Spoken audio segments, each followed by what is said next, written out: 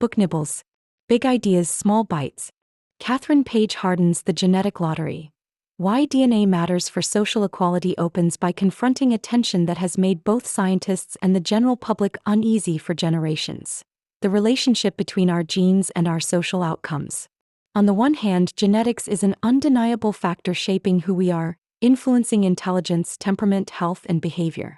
On the other hand, our societies, particularly those striving for ideals of equality and fairness, often prefer to minimize or deny these genetic influences, fearing that acknowledging them would fuel discrimination, inequality, or the justification of harmful hierarchies. Harden wants to hold these two realities together, to show that genes matter, sometimes in powerful ways, but also to argue that recognizing their role is not a threat to equality. It is, in fact, essential if we are serious about building fairer societies. She frames her book as a moral as well as a scientific exploration, inviting the reader into a nuanced conversation that refuses to collapse into either genetic determinism or naive environmentalism. She begins with the metaphor of the lottery, an image meant to capture the randomness and arbitrariness of the genetic endowment we each receive at conception. No one earns their DNA, no one selects their genetic cards. You may inherit a particular variant of a gene that makes learning math easier or one that raises your risk of depression. These are gifts or burdens from a lottery, not rewards or punishments for your worth as a human being. This is a radical but deeply democratic idea, because it undermines the notion that those who succeed in school, in careers, or in health outcomes are simply better or more deserving. They may have worked hard, yes, but part of their path was eased or complicated by the genetic hand they were dealt. Recognizing this does not mean denying the role of effort, culture, or opportunity. It means acknowledging that the starting lines are not the same and they are not chosen. Harden illustrates how uncomfortable society has been with acknowledging this genetic lottery. Historical abuses loom large. The 20th century saw pseudoscientific justifications for racism, forced sterilization, and eugenics programs that sought to control human reproduction in horrifying ways. These legacies understandably make many recoil from any mention of genetics in relation to intelligence or social behavior. But Harden insists that ignoring the influence of DNA does not protect equality, it can actually undermine it. If policymakers, educators, and citizens design institutions under the assumption that everyone has the same cognitive and behavioral potentials, they risk perpetuating inequalities and blaming individuals for shortcomings that were never entirely within their control. To make her case, Harden carefully distinguishes between different kinds of genetic explanations. Genes do not write an unalterable script for your life. Instead, they influence probabilities. Think of them as loaded dice. If you inherit certain variants, you may be more likely to do well in school, but it is not guaranteed. The environment still plays a crucial role, and the interaction between genes and environment is dynamic. For example, someone genetically predisposed to higher intelligence might thrive in a supportive educational environment but languish without resources. Conversely, someone without a strong genetic inclination for academics might still flourish if they find the right teachers, tools, or community. Harden highlights research in behavioral genetics that demonstrates these interactions, emphasizing that the environment and DNA work together rather than in isolation. One of the key tools in modern genetics is the polygenic score, a number derived from scanning a person's entire genome and summing the small effects of many genetic variants. Unlike older genetic models that focused on single genes' 4 traits, polygenic scores capture the reality that most social and psychological traits are influenced by thousands of tiny genetic contributions. These scores are not destiny. They only explain part of the variance in outcomes across large populations. But they are powerful enough to reveal patterns. For instance, higher polygenic scores for educational attainment are statistically correlated with completing more years of schooling, higher income, and better health outcomes. These correlations hold even after controlling for family background and other factors, which shows that DNA exerts an independent influence. Yet Harden is quick to caution against misinterpreting polygenic scores as measures of individual worth or predictors that should guide decisions about a person's potential. The real value of this research is not in labeling individuals but in understanding populations. It helps identify structural barriers and opportunities that magnify or minimize genetic differences. For example, in a society with universal access to high-quality education, Genetic differences in academic ability might still exist, but the overall levels of achievement would rise and the social consequences of being on the lower end of the distribution would be less severe. Conversely, in unequal societies, genetic differences can become amplified, creating larger gaps in achievement and opportunity. Harden uses analogies to make these ideas vivid. Consider height. Genes play a significant role in determining how tall someone will be, but nutrition and health in childhood also matter. A person with tall genes who grows up malnourished may end up shorter than someone with average genes, who grows up with abundant food and care. Similarly, genes influence cognitive and behavioral traits, but their expression depends on context. This is why acknowledging genetics does not diminish the importance of improving environments.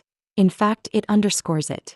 If we know that children vary genetically, then it is all the more important to build educational and social systems that help everyone, regardless of their starting point, to achieve their fullest potential. Throughout the book, Harden stresses that recognizing genetic differences is not about ranking people on a moral hierarchy. She draws parallels to the way we think about health. No one blames a person for being born with a genetic condition like cystic fibrosis, nor do we withhold medical care on the grounds that their suffering was in their DNA. Instead, we marshal resources, research, and compassion to mitigate the disadvantage and improve their quality of life. Harden argues we should take the same stance with cognitive and psychological differences.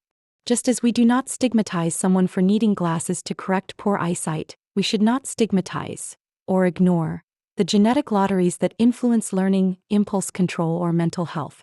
One striking example Harden gives is how society has already accepted genetic influences in some domains while resisting them in others. With physical health, we readily acknowledge genetic risks and provide accommodations or treatments. But with education or income, we prefer to attribute success entirely to effort or choices. This discrepancy, Harden suggests, comes from a fear that acknowledging genetic differences in intelligence or behavior might justify inequality. But she flips the logic.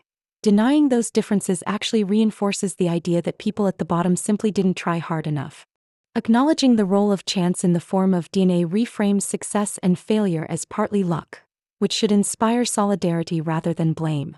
The book also engages with critics of behavioral genetics who argue that the science is too entangled with race, class, and historical injustice.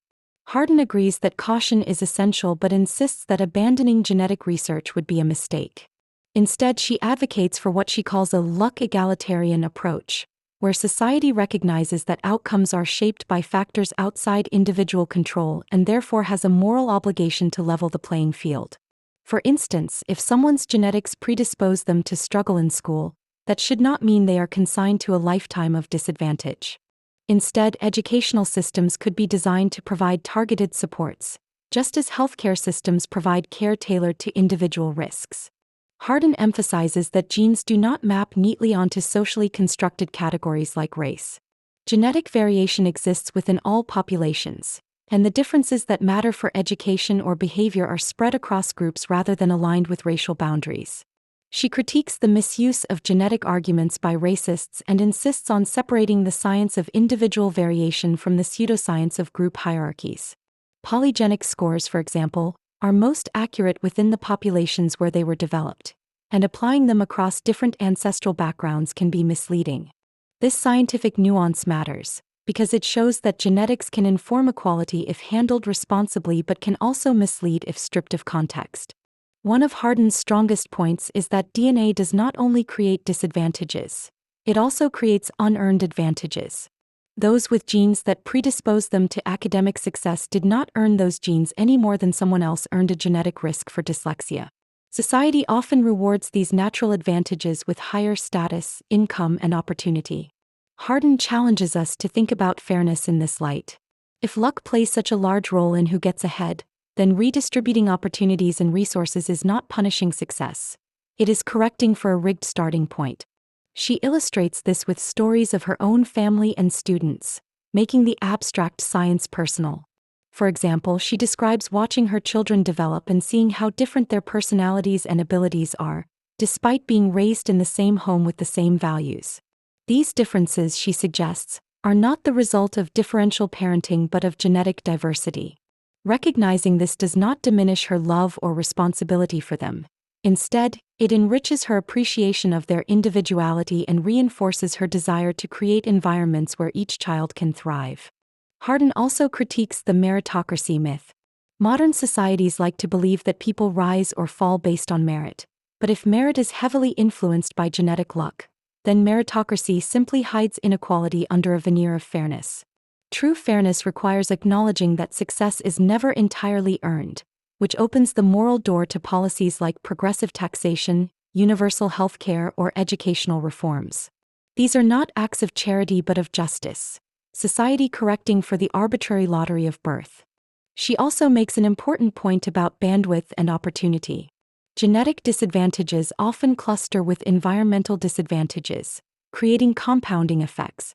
A child genetically predisposed to struggle with impulse control may also be more likely to be punished harshly in school, which reduces their chances of academic success, which then limits future opportunities. By contrast, a child genetically predisposed to excel may also be given more encouragement and resources, compounding their advantage. Understanding genetics allows us to break these feedback loops by designing interventions that reduce the amplification of inequality. Harden is careful not to overpromise what genetics can explain. She repeatedly emphasizes that polygenic scores account for only part of the variance in traits like education or income. They do not replace the need for understanding culture, economics, history, or personal agency. Instead, they add another layer of explanation that can make our understanding more complete.